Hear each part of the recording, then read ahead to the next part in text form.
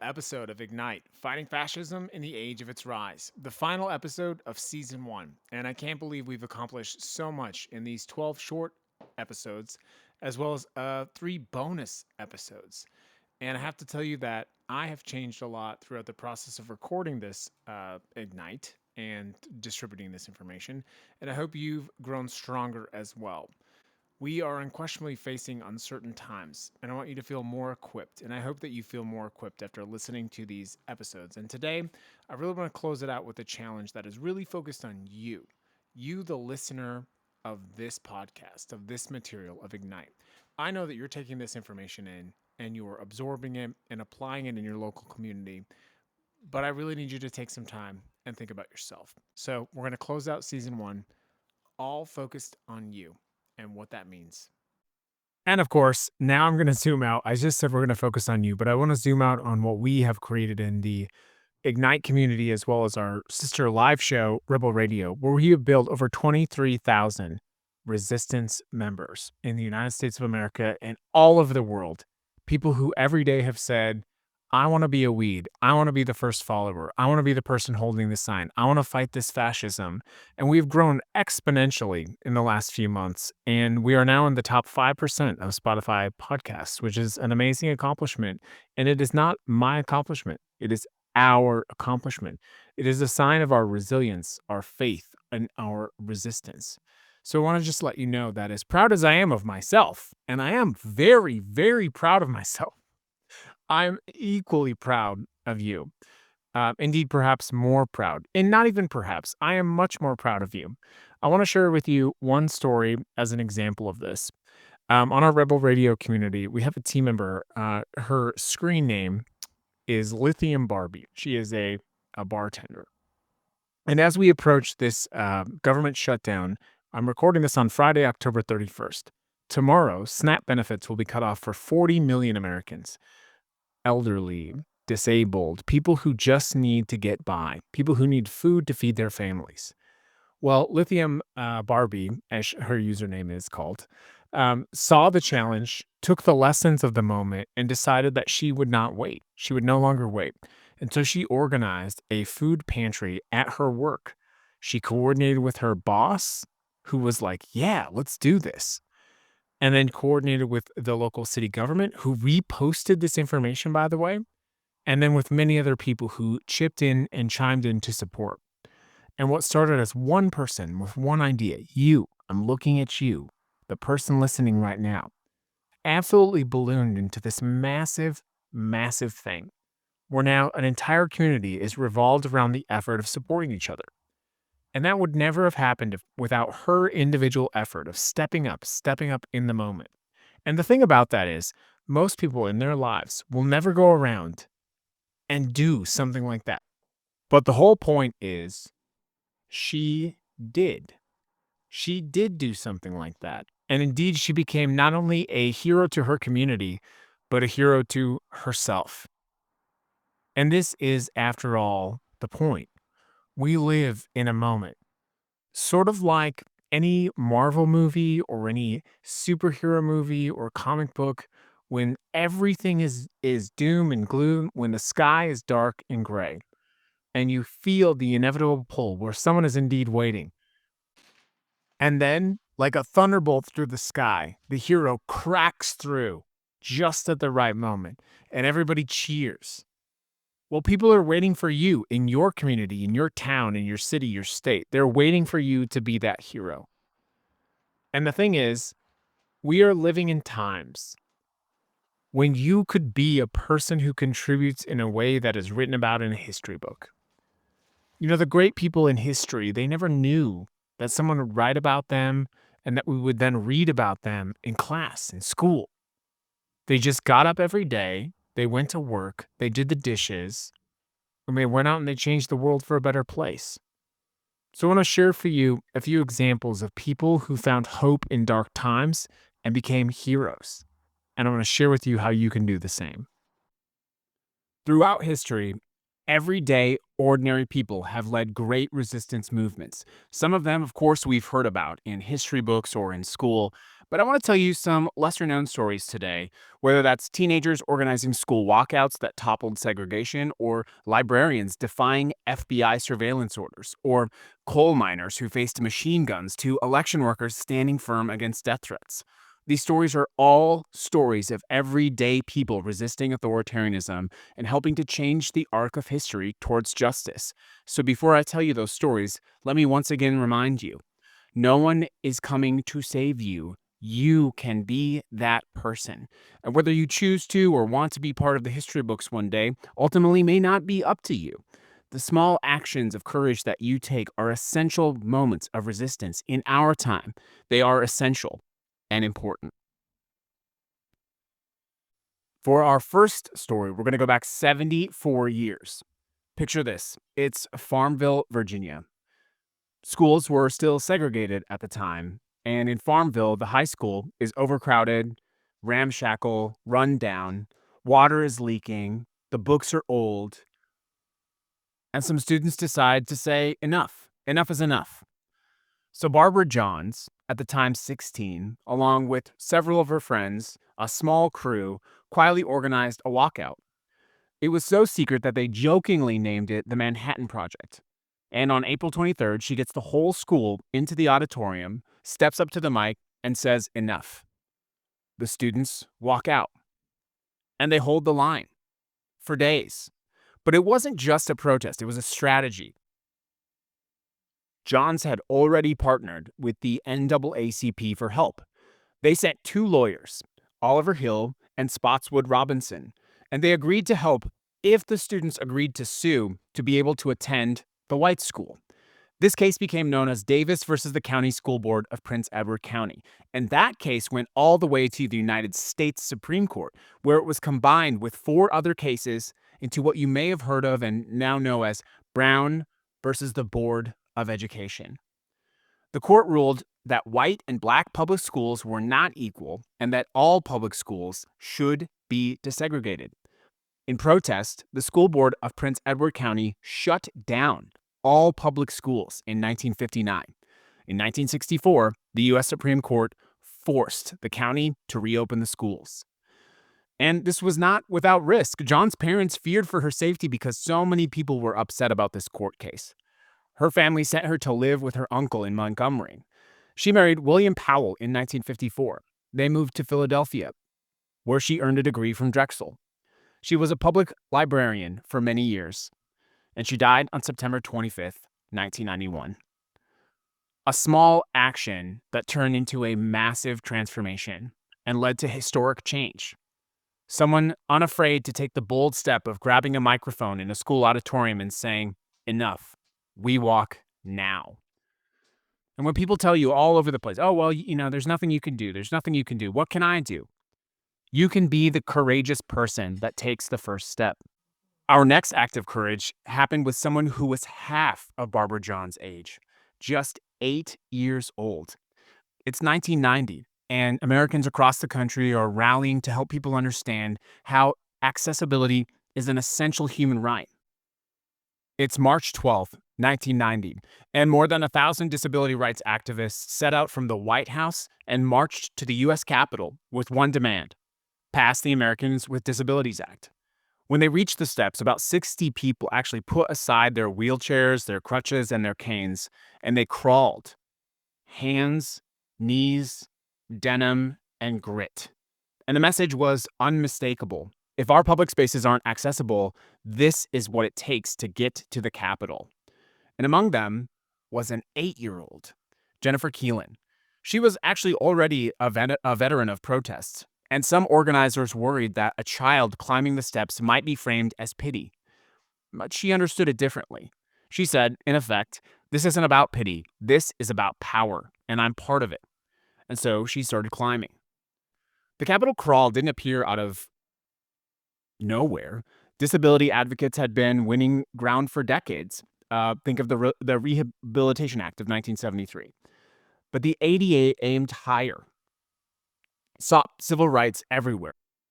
The very next day, organizers staged a sit-in in the Capitol Rotunda. Police arrested 104 people, including Jennifer's mother, because the movement was determined to be seen and heard where laws were made. 4 months later, on July 26th, President George H.W. Bush signed the ADA into law. And that was an important moment because the crawl is why the country understood the urgency. It took an abstract policy debate and turned it into something visceral, something you could see, an 8-year-old climbing the steps of the Capitol. And it didn't end in 1990. The ADA Amendments Act of 2008 broadened protections, and in 2017, ADAPT was back on Capitol Hill, protesting threats to Medicaid and the Affordable Care Act. An 8-year-old showing enormous courage. Surely you can do the same. And what about the time 4 librarians literally saved your civil liberties? George Christensen, Peter Chase, Barbara Bailey, and Janet Nochek were librarians who in 2005 received an FBI national security letter demanding records of computer records from patrons. And it also had a gag letter threatening criminal prosecution if they told anyone. They refused to comply and challenged both the national security letter and gag order in federal court, working anonymously as plaintiffs while unable to reveal even to colleagues or family what they were fighting. It was so secretive that they had to hide it from their own family. When the FBI withdrew its request in 2006, they became the only NSL recipients able to speak publicly. Their stand exposed that the Patriot Act had been used against libraries despite government denials. As Christian said, we were able to serve as witnesses to events of national consequence. Before Snowden, Edward Snowden, librarians were the first major group to resist post 9/11 surveillance. More than 200 libraries resisted government requests, posting signs directing all Patriot Act questions to Attorney General John Ashcroft. They shredded records daily and deleted borrowing histories immediately, understanding that their right to research and explore ideas requires privacy protections. Imagine the risk. Imagine this, going up against the FBI, trying to protect the privacy of library patrons. An incredible, brave act, one that many were not aware of. Then, of course, there is one that I think many people would consider controversial. Edward Snowden. A 29-year-old NSA contractor, Edward Snowden, leaked thousands of classified documents in June of 2013, and it revealed a massive global surveillance program. The NSA was collecting phone records of millions of Americans daily, conducting warrantless surveillance. Snowden cited NSA Director James Clapper lying to Congress in 2013 as a turning point. He said there's no saving an intelligence community that believes it can lie to the public and the legislatures who need to be able to trust it. Snowden was charged under the Espionage Act, and he had to flee to Russia, where he remains in exile to this day. He gave up his career, his home, his family, and his freedom. In 2015, a federal judge ruled NSA's bulk collection was likely unconstitutional. Congress passed the USA Freedom Act, modestly reforming some surveillance powers. Snowden's revelations educated the public about the scope of government surveillance. In 2019, he said, "We live in a better, freer, and safer world because of the revelations of mass surveillance." Edward Snowden was demonized by the United States government, but we learned through his leaks that the government was doing things that were later ruled to be unconstitutional, things most of us had no idea were happening, and our knowledge of that makes us more powerful. A similar story, Reality Winner, a 25-year-old Air Force veteran and also NSA contractor, leaked a top-secret report in May 2017 detailing Russian attempts to hack the U.S. election infrastructure in 2016. She knew she faced prosecution. When the FBI traced the leak to her, she was arrested and sentenced to 63 months. That was the longest sentence ever for unauthorized disclosure to the media. Winner served for 4 years before her release in 2021. Her sacrifice helped us to better understand threats to election security. The point I'm trying to make here is that even resistance does not come without risk. It can have consequence, but the long arc of history proves that resistance is always better understood when it is in a place of justice.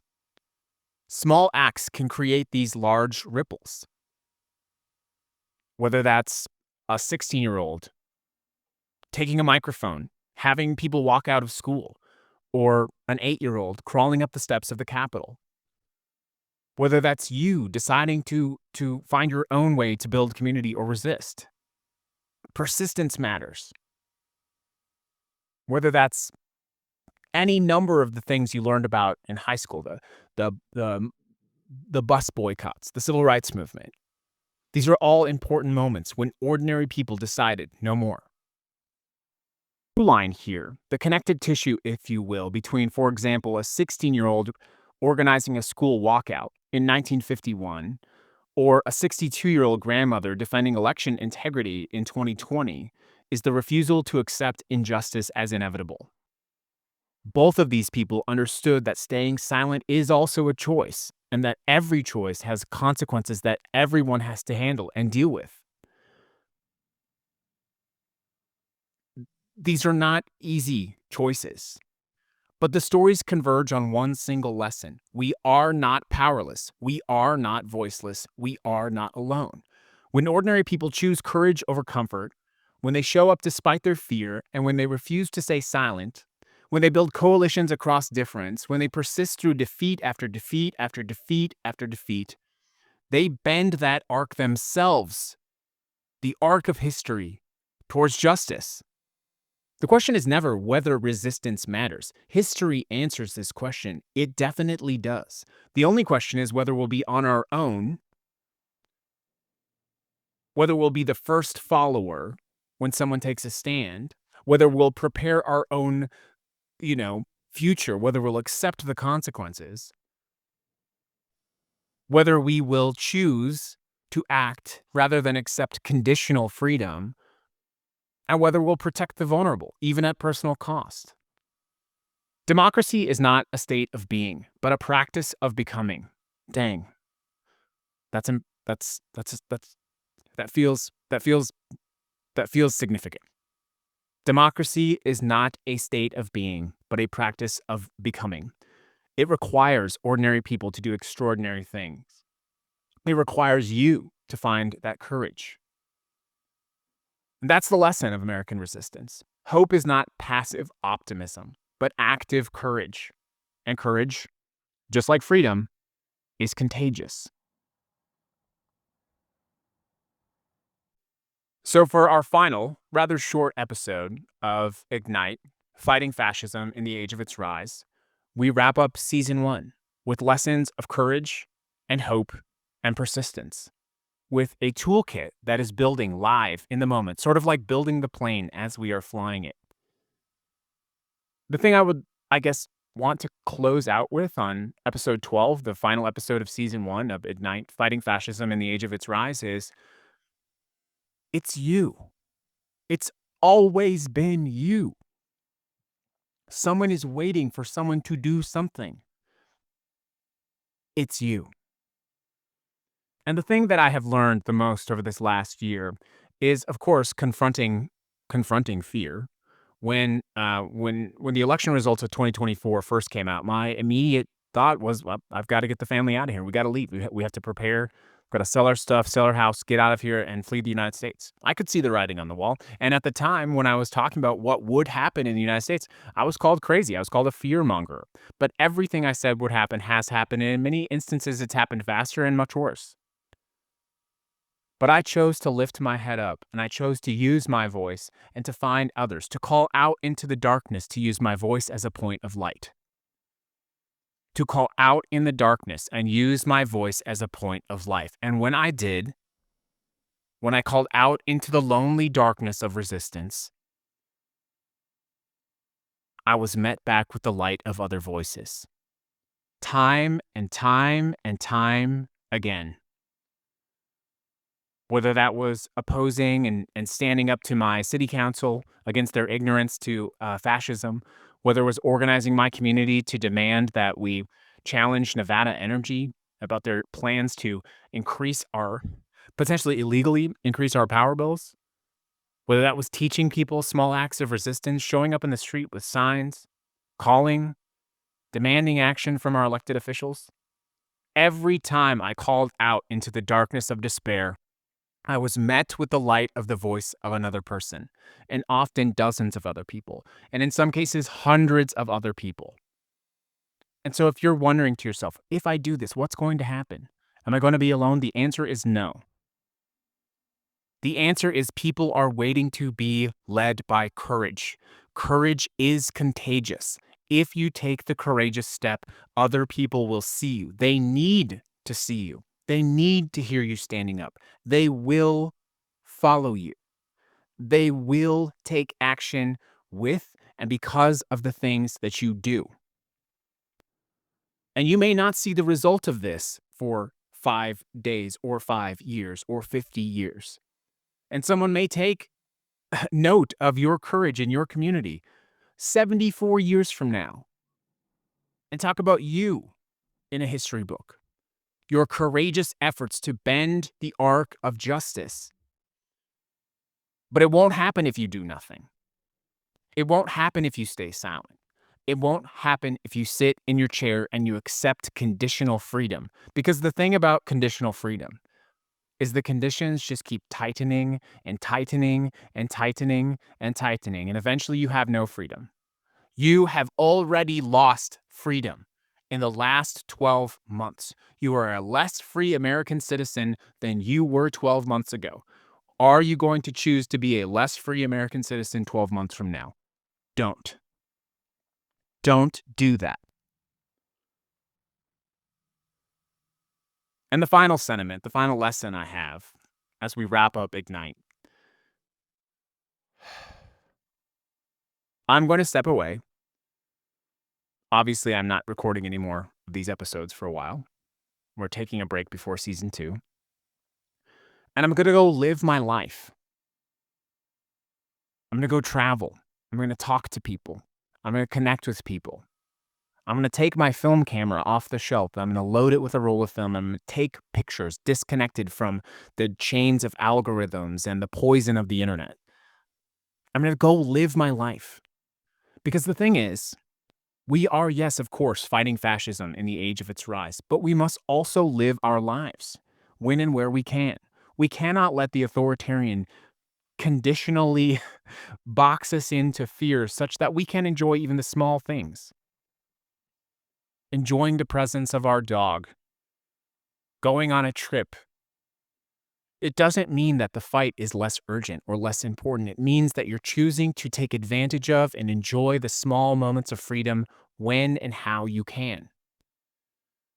And so my final lesson to you, my final challenge to you is a duality, as one of our Rebel Radio show regulars often says. You have to constantly engage in fighting fascism. And you will, and there is more coming. And you have to remember who you are, what excites you, what makes you passionate, what brings you joy, what brings you happiness, connectivity to your community, to your spouse, to your children, to your dog. What are those things? And so my final challenge to you before we join on season 2 of Ignite, Fighting Fascism in the Age of Its Rise, is please come back to me with stories of what you did to live your life. Remember what it is that you are fighting for. Remember who it is that you are fighting for. The thing about fascism, it seeks to rob you of your joy. Go plant the seeds of joy and come back to us with stories of resistance. Thank you for listening to season 1 of Ignite, Fighting Fascism in the Age of Its Rise.